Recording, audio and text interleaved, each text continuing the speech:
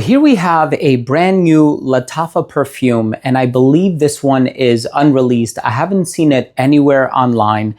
And this is called Musamaam Black Intense. Now, of course, I discovered this when I was in Cannes in France, and I was at the Lattafa booth, and they were pretty much showcasing all of their brand new fragrances, including Assad Elixir, including Yara Elixir, and of course, there's another one called Layan, if I'm not mistaken. And there were a couple others as well, and one that doesn't launch until like March of next year. It's a fantastic masculine violet leaf based fragrance, huge compliment getter. This one is perfectly unisex in my opinion. Now, of course, this shouldn't be confused with the original, or I don't even know if it's the original, but the one housed in a white bottle. That one is a very coconut rich fragrance. This one, on the other hand, is more of a milky sandalwood. I have my own comparisons to make. There are some other fragrances that inevitably I would compare this one to, and I would say if you're a fan of that fragrance, you might enjoy this one, so on and so forth. Before I dive into the video, I do want to mention that if you're a fan of perfume-related content, and of course, if you love smelling your best, hit subscribe, hit the bell, and also please give this video a thumbs up. It will help give it a boost in the algorithm. It would really mean a lot to me. Now, of course, with the brand of Lattafa, I have a tremendous amount of experience with them. I remember purchasing my first ever Lattafa perfume. Was it back in 2012 or 2013? I went on eBay and I bought Ragba. That was a perfume created by Jordi Fernandez, if I'm not mistaken, who's a very accomplished perfumer. Also had the pleasure of meeting him in person on a number of occasions in Dubai and other parts of the world as well. And I fell in love with it. And then there was Amir Al Oud, and I bought that one, fell in love with that one.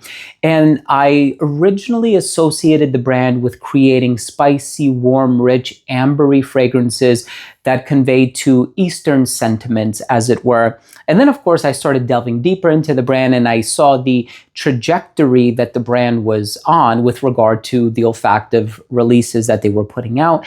And of course, they do go after some really popular designer and niche DNAs, kind of like Assad, right? That one is their take on Dior's Sauvage Elixir. And then they have Assad Elixir, which is kind of their take on a hybrid between Sauvage Elixir and Boss Bottled Absolute. And of course, they have others like Her Confession, which is their take on Blanche Bette, so on and so forth.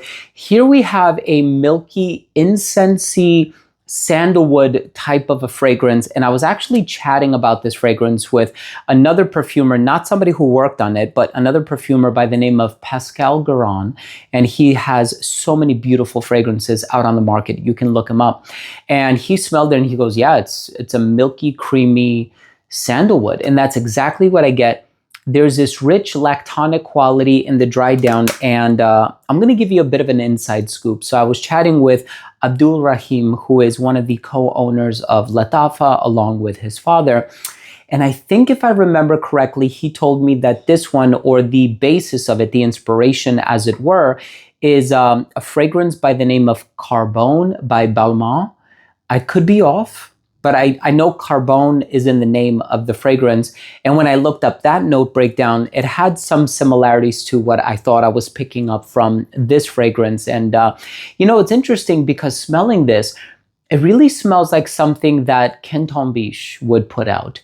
And he's not the perfumer for this one, at least I don't think he is. And this one just kind of has like that creamy, milky, rich sandalwood dry down, and it also has a hint of sweetness in here as well, but it's not overly sweet. It's not a gourmand by any stretch of the imagination. But if you've tried fragrances like Mystic Bliss by Goldfield and Banks, if you've tried Le Beau Le Parfum by Jean Paul Gaultier, if you've tried Purpose by Amouage, if you've tried Decisions by Amouage, you know that creamy, milky vibe that I'm talking about. Again, this doesn't smell explicitly like any of those fragrances, but it has this rich, creamy texture about it, the inspiration of which, and it's a pretty strong deviation from the original, from what I was told. This original fragrance was only the inspiration, right? It was the one that said, or that kind of gave the brand this aha moment of, why don't we pursue that DNA? I am not calling this a dupe or a twist or anything like that. because I do think that it's not 100% identical, not having tried the original, but just based off of what I've been told. And I am going to take what I've been told at face value, and I'm conveying it to you today. So Musamaam Black Intense is a beautiful, rich, creamy, milky sandalwood fragrance. And I think the vibe that it gives off for me initially was this is going to be a spring perfume. And I get that from this fragrance, but again, it has I was almost going to say the audacity. No, it has the tenacity. It has the lasting power. And that's typically the case with Lattafa perfumes. Assad gives me great longevity. Assad Elixir gives me great longevity. His Confession, which is their take on Celine's Black Tie, gives me really good longevity as well. So it seems like there's a motif with the Lattafa brand. Not only are the fragrances very inexpensive, they're housed in really beautiful bottles, actually quite heavy. I know you can't feel it because you're not holding it unless you're watching this video after it's come out and you're a proud owner of it. But I think this one is going to resonate with a lot of people. That is not something that I can say about every single Lattafa perfume out there. As a matter of fact, taking a look at some of their darker, heavier, and richer releases, I know there's a very small fraction of the population that's like, oh yeah, I would wear this, right? I think in the case of this fragrance, you have to be a fan of this DNA to really appreciate it, but there's still a bit of mass appeal to it. I know myself personally, my favorite Lattafas are probably, Assad, which I mentioned for the ladies. I love Yara Elixir. I love the original Yara. I also love Ana Abiyed Coral and Scarlet, both of which are quite different from one another. One of them is a fruity watermelon kiwi type of a fragrance. The latter is this dark rose and cherry, almost like a syrupy cherry type of a fragrance inspired by Fétiche La Rose by Christian Louboutin. This one, on the other hand, unisex, mass appealing. It's going to be for everybody. I think the longevity permits you to wear it in the colder weather. And I think the scent profile makes it a very easy reach for the hotter weather as well. Today, I'm going to be honest with you, my scent of the day is a fragrance to which I initially compared this, which is Purpose by Amouage. Actually, I was wearing Purpose 50 by Amouage today. And I love that creamy, rich, milky, sandalwoody, incensey profile. And I would say the Amouage is a bit richer, a bit more complex, higher quality raw materials. But of course, with Lattafa, you got something that is in the same DNA, still quite different, but very, very enjoyable. This is the type of perfume that, you could wear on a date. There's a certain wow factor to it. And I also really admire and appreciate the fact that this Lattafa perfume can't really be compared to anything else that the brand has put out. There may be some fragrances from the brand that you might say, I think this is kind of redundant, or if you have this one, you don't necessarily need that one, so on and so forth. This is one where it's like, I haven't really seen them express this DNA before, so I always appreciate the newness and also coming into it knowing that this is not an explicit clone or dupe of another fragrance. I also admire that. It's like, okay, I am treading on new olfactive territory. I love this one. I think there's a touch of sophistication about it as well. It lacks the sweetness, so for that reason, I wouldn't consider this one to be playful by any stretch of the imagination. It's not playful, it's not flirty, it's also not quiet or timid or docile. I think this one is pretty outgoing. I think it is a statement maker. I think it is a compliment getter, but just to echo the points that I made earlier, I think you need to be a fan of this DNA to appreciate this one. Take, for instance, Le Beau Le Parfum. Huge hype, especially on TikTok. All of the younger generations are talking about it. It's a fan favorite. I've always been an OG Le Male type of guy. I love the mint. I love the lavender. I love the vanilla. I think Francis Kirkjohn did an amazing job with that mid-90s release. I think it came out in 95, and I still love it and wear it to this day, right? It's such an iconic perfume.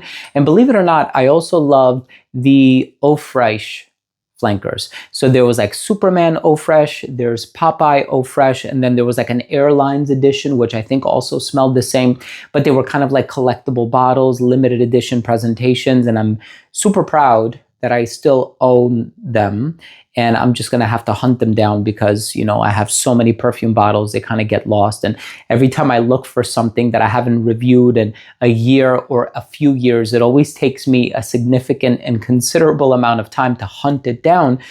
But I am a fan of this DNA. It's not the first fragrance that I would reach for, but I am telling you, this one is dark, it's confident, it's sophisticated, it's rich, it possesses elegance, it possesses a touch of sophistication as well. It is not playful, it is not youthful, it is not flirty. This is a very well put together and very well balanced composition as well. Again, I think the source or the inspiration behind this is Carbone by Balmain. So if you're familiar with that fragrance, there's a very good likelihood that you are familiar with this too. And now I feel very encouraged, for lack of a better word, to do that side by side. I think the juxtaposition is really going to reveal the differences and or similarities between the two.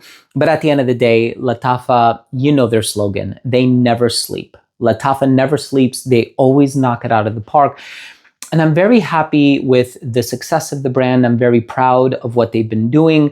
And I'm very impressed by the quality and the rate at which they release all of these fragrances. And it seems like they just came out with the Give Me Gourmand collection. It's funny, just recently I was thinking to myself, how long ago was Habik for Men and Women released?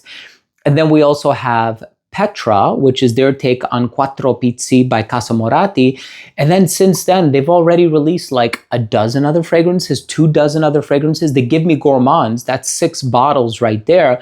And then they released another macaroon collection, which I haven't tried yet. I'm gonna have to purchase them soon because there were a couple that, you know, I watched a few reviews and some reviewers were talking highly about some of them. I think there might be a raspberry one that's been getting a little bit of hype, so I'm gonna have to buy that one eventually. But look, this is Musamaam Black Intense by Lattafa again. I am a huge fan of the brand. As a matter of fact, coincidentally, I was in TJ Maxx earlier today, and they had, lo and behold, they had a few Lattafa fragrances there. So I think the visibility of the brand has been greatly increased by the availability of it. So I think the fact that people can walk into a TJ Maxx or a Marshalls or a Winners and find this brand has done a lot of really good things for the brand.